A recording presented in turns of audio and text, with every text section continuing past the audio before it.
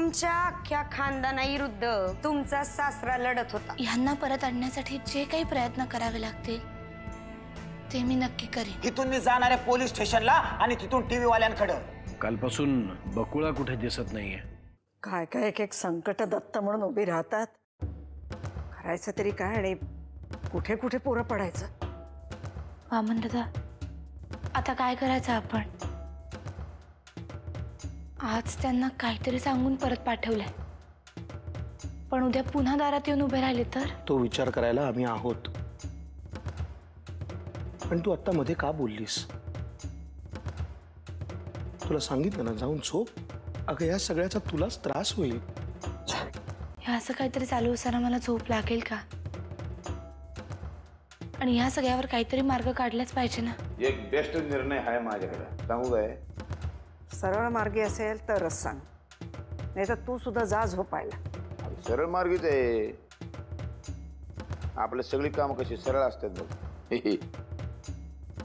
आता तुम्ही म्हणत असाल तर त्या बाजीरावला बजाजीरावला सरळ ढगामध्ये पाठवू काय? जा बाबा जा जा, तू झोप। तेच आम्हाला सगळ्यांना परवडण्यासारखं आहे। आता तुम्हीच म्हणलं सरळ सांग काय ते, मग सरळ सांगितले। सरळ तर मार्ग आहे, ठोक ठोक सरळ वर जातोय तो। काय परशु,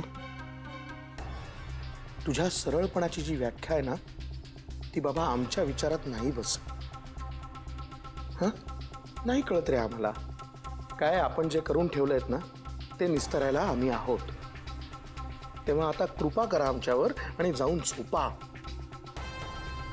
चांगल्या मनाने काहीतरी मार्ग सुचवायला लागलो तर पटत नाही तुम्हाला, मग काय करणार? त्यात विचार करा, मी झोपतो।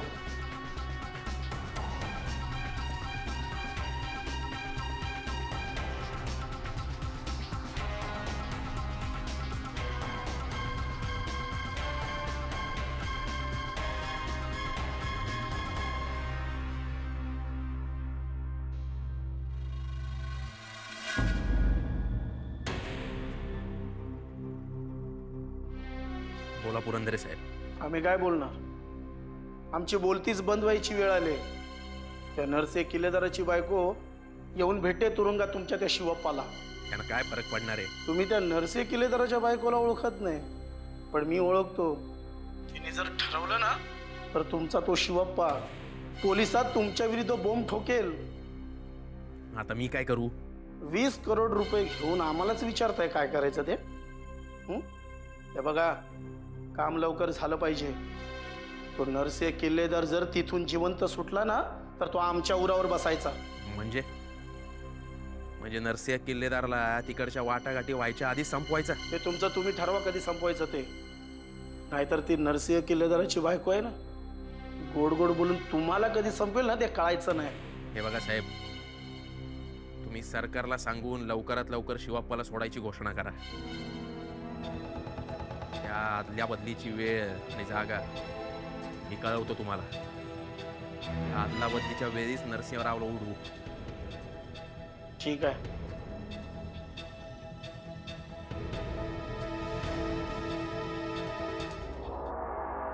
जानकी, सांभाळून बरं बाळा। मला खात्री आहे तुझ्या कामात तुला नक्की यश मिळेल बघ। हो आत्याबाई, नक्कीच यश मिळेल। त्यांच्या इंटरव्ह्यूला चांगलाच रिस्पॉन्स मिळतोय, सगळ्या चॅनल्सवर दाखवत आहेत। दाखवायलाच पाहिजे, त्याशिवाय सरकारवरचा दबाव वाढेल कसा? नक्कीच वाढेल आत्याबाई। चॅनलचे रिपोर्ट असे आहेत की साहेबांच्या सुटकेच्या बाबतीत आपल्याला लोकांची चांगली सहानुभूती मिळते। हां, मला बऱ्याच मंत्र्यांचे सुद्धा फोन आलेत। अरे हे जर का असंच चालू राहिले ना तर शिवाप्पाच्या बाबतीत निर्णय घेण्यासाठी मुख्यमंत्र्यांवर नक्कीच प्रेशर येईल। पण हे सगळं लवकरात लवकर घडलं पाहिजे वाकनीस काका। हो, त्यासाठी आजची तुमची भेट फार महत्त्वाची आहे। ही शेवटची संधी आहे, कारण यानंतर शिवाप्पाला भेटणं कठीण आहे। मला माहिती आहे, पांडुरंग परीक्षा पाहतोय माझी, पण माझा स्वतःवर आणि पांडुरंगावर पूर्ण विश्वास आहे। मी या परीक्षेत पास होणारच।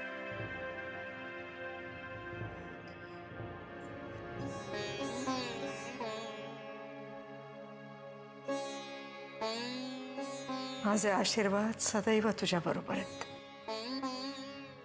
यशस्वी होऊन ये. येतो आत्याबाई.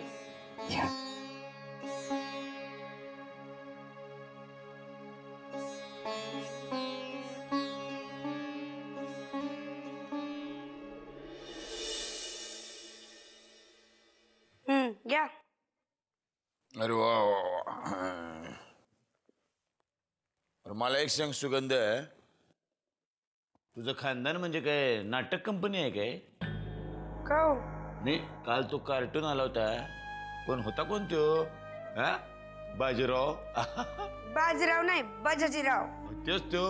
नग आणला कुठनं? कुठनं आणला म्हणजे? सख्खा चुलता आहे माझा.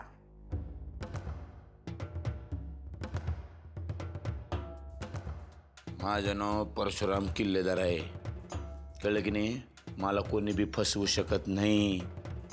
तुझा काका आहे होय त्यो? काका म्हणून मला मामा बनवते काय? खरं सांग, खरं सांग, कोण होता त्यो? त्यो तिकडं गावाकडं नाटकात काम करणार नट आहे. लय भारी नट आहे बाबा. मुंबईला आला तर शाहरुख खानला बी लाजवल. म्हणजे काय, म्हातारी तर असली टरकली त्याला. त्या म्हातारीच्या आमण्याची विकेटच काढली त्यांनी. लय बेस्ट आहे, बेस्ट आहे एकदम. आता माझं ऐका, मी सांगते ना तेवढं आणि तसंच करा. काय इकडे दे कान. हळू जरा. हा, आता बोल.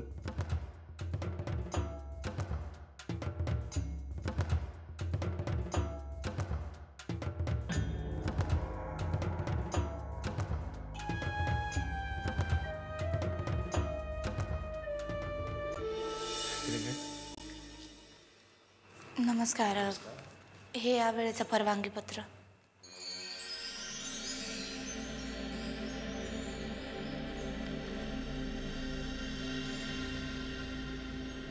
चला या.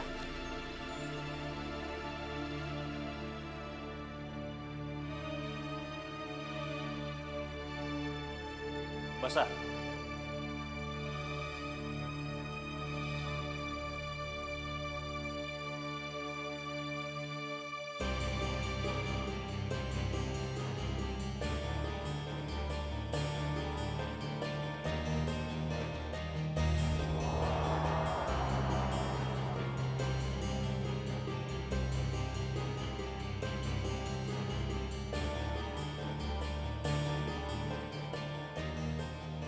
का आलीस पुन्हा इथे? काल सांगितलं होतं ना तुला मी, या प्रकरणात मी तुझी काहीही मदत करू शकत नाही. काल तुम्ही म्हणाला होतात की तुम्ही काहीही करू शकणार नाही म्हणून. आज म्हणताय काही मदत करू शकणार नाही. म्हणजे मला मदतीची गरज आहे हे तरी तुमच्यापर्यंत पोचलंय हो ना? हे बघ, उगाच शब्दांचे खेळ करू नकोस. माझं आजही तेच म्हणणं आहे जे मी तुला काल सांगितलंय. मग मला भेटायला का तयार झालात? तू जा बघू इथून. गरोदर आहेस ना, मग का त्रास करून घेते स्वतःला? तुम्हाला कसं कळलं? मी दिवसातला काही वेळ टीव्ही बघण्याची परवानगी आहे आम्हाला. कालच तुझा टीव्हीवर इंटरव्ह्यू बघितला. तुझ्या बोलण्यातला प्रामाणिकपणा जाणवला. तुझ्या नवऱ्याबद्दलची तुझ्या मनातली तळमळ जाणवली. आणि म्हणूनच निदान तुला भेटायला तरी तयार झालो मी. पण अजूनही माझं म्हणणं बदललेलं नाही. मी या प्रकरणात काहीही करू शकत नाही. तुम्हाला माझा प्रामाणिकपणा जाणवलाय ना? तोच प्रामाणिकपणा माझ्या नवऱ्याचा सुद्धा आहे. तेही प्रामाणिकच आहे त्यांच्या कामाशी, त्यांच्या कर्तव्याशी. आम्ही सुद्धा प्रामाणिक आहोत आमच्या कामाशी, कर्तव्याशी. मग मी कुठे नाही म्हणते. ह्या सगळ्या प्रकारामध्ये दोष ना तुमचा आहे ना यांचा. आणि जे खरे दोषी आहेत ते आरामात घरी बसून स्वतःचं आयुष्य जगतायत. माझ्या पतीने आयुष्यभर प्रामाणिकपणे काम केलंय आणि ज्यांच्यासाठी त्यांनी काम केलंय तेच आज त्यांना स्वतःच्या मार्गातून बाजूला करू पाहताय, स्वतःच्या स्वार्थासाठी. राजकारणातलं मला फारसं काही कळत नाही, मी त्याच्याबद्दल काही बोलू नाही शकत. पण हे सगळं तुम्हाला माहिती असेलच ना. माझ्याकडून काय अपेक्षा आहे तुमची? माझी तुम्हाला फक्त एवढीच विनंती आहे की तुम्ही तुमच्या लोकांना आवाहन करा की यांना सोडून द्या म्हणून. माझी खात्री आहे तुमचं म्हणणं ती लोक नक्की ऐकतील. शेवटी हे सगळं तुमच्यासाठीच चाललंय ना. नरसिंह किल्लेदारांना सोडून द्यायचं आणि मग आम्ही काय करायचं? मी काय करायचं? असंच इथे या जेलमध्ये खितपत पडायचं मी, आणि माझ्या लोकांनी असाच अन्याय सहन करत पिढ्यानपिढ्या जगायचं. पण या मार्गाने तरी तुम्ही काय मिळवत आहात? पुन्हा वाईट तुम्हीच ठरणार ना. सरकार विरोधी कारवाया करून सरकारकडून मदतीची अपेक्षा कशी ठेवता येईल तुम्हाला? सरकार का सोडवेल तुमचे प्रश्न? का सोडवेल तुमच्या समस्या?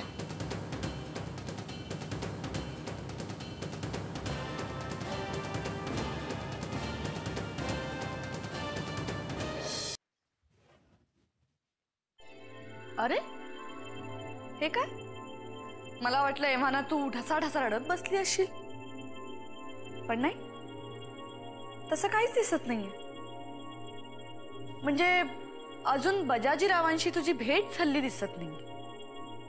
बजाजीराव हे कोण?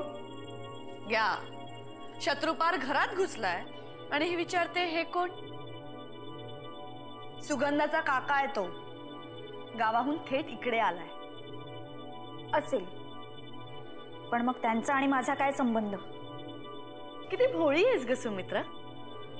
तो माणूस या घरात आलाय कारण परशू भाऊजींनी सुगंधाबरोबर केलेले सगळे प्रताप त्याला चांगलेच कळले.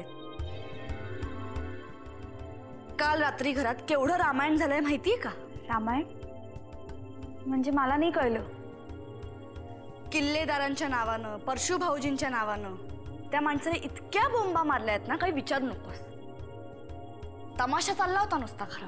पण म्हणजे काय म्हणाले ते? हेच की परशू भाऊजी आणि सुगंधाचं लग्न व्हायला हवं, आणि तसं नाही झालं तर ते पोलिसांकडे जातील. ते तुम्ही काय बोलताय हे? अगं मी काही खोटं बोलतेय का? माझ्यावर विश्वास नाहीये ना, मग घरात कोणालाही जाऊन विचार. मीडियावाल्यांकडे जाईन, घराची अब्रू वेशीवर टांगेन अशी भाषा करत होता. पण मग घरातले सगळे काय बोलले यावर? आत्तेबाई, वामनदादा काय बोलणार? आपलंच नाणं खोटं आहे म्हटल्यावर मूग गिळून गप्पा बसले. दुसरा पर्याय होता का त्यांच्याकडे?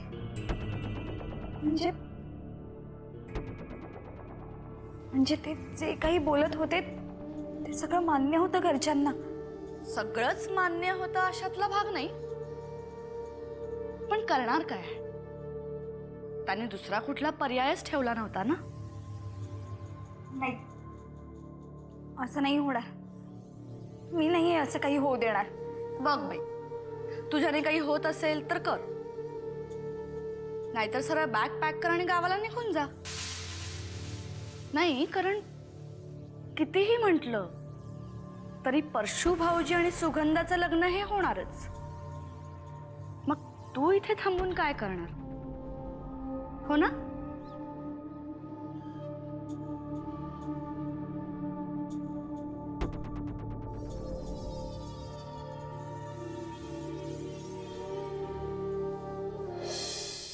तुमच्या समस्या काय आहेत? तुमच्या समस्या हे तरी तुमच्या सरकारला माहितीये का? इथे धड शिक्षणाची व्यवस्था नाही, रोजगार नाही, जीव गहाण ठेवून अन्न मिळवावं लागतं.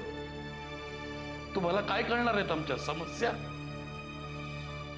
सोन्याचा चमचा तोंडात घेऊन जन्माला आलेले तुम्ही समोर बसून बोलणी करायला तुमचं काय जातंय? भुकेने तडफडत तडफडत स्वतः आपल्या पोराबाळांना पाहिलं ना की समोर बसून बोलणी चर्चा वगैरे सुचत नाही.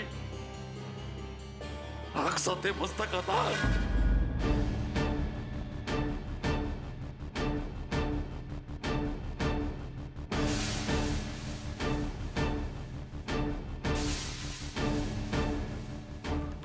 तुम्ही समजताय तसं नाहीये.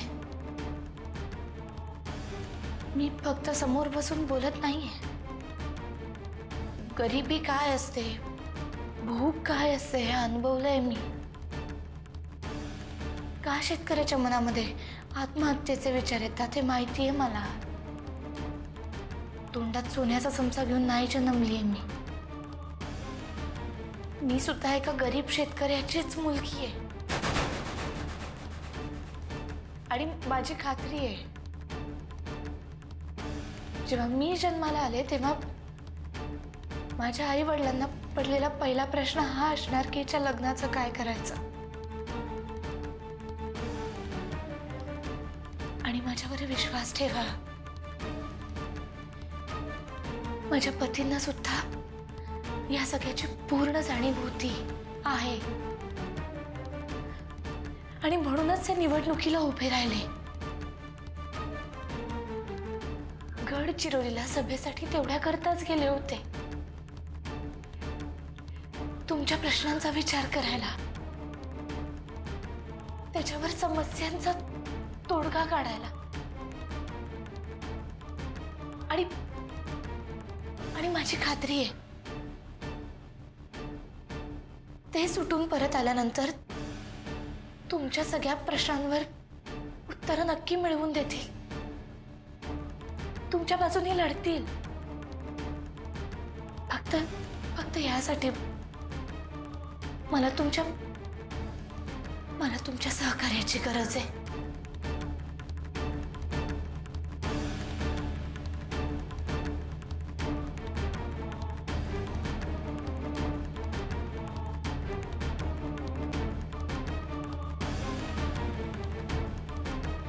मॅडम, वेळ संपली, चला.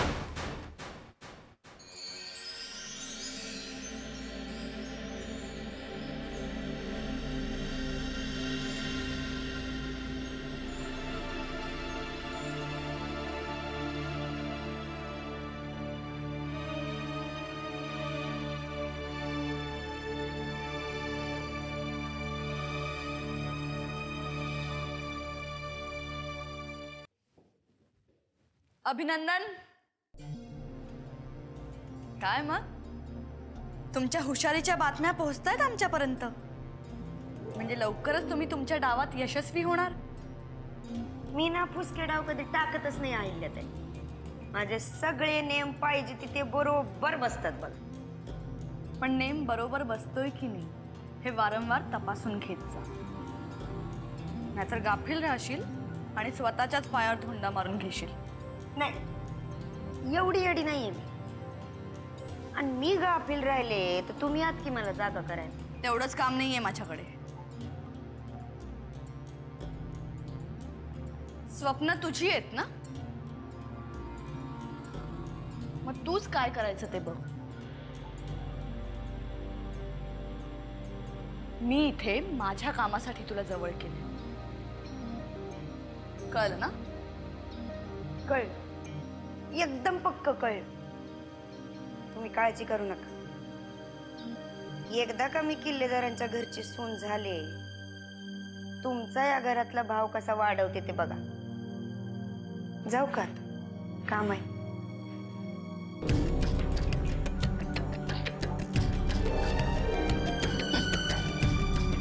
ही भिकाडी माझा भाव वाढवणार.